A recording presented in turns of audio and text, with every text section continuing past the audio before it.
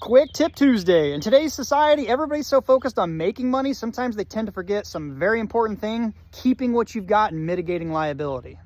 And if you're driving a company truck like this, whether it's completely wrapped or just logos like this, it opens you up for liability.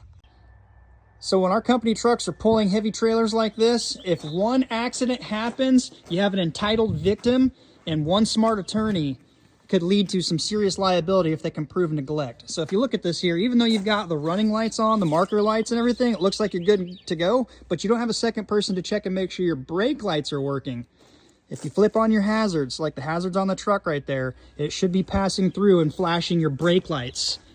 That's not there. And if you let something so simple as a fuse go and there's an accident, there's injury, you could be facing some liability lawsuits and losing everything you've accumulated over the years. If you look here, this one's broken. I actually popped the cap off trying to diagnose this. That is broke. This one is burned out as well.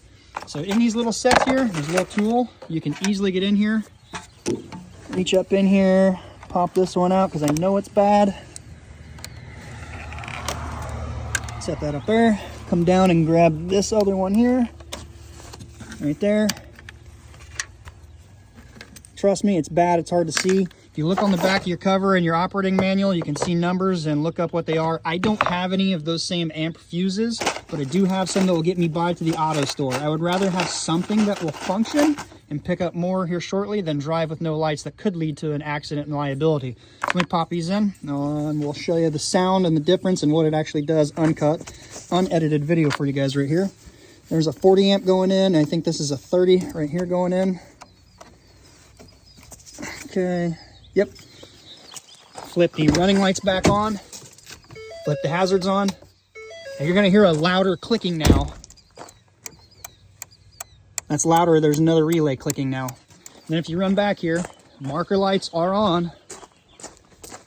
More importantly,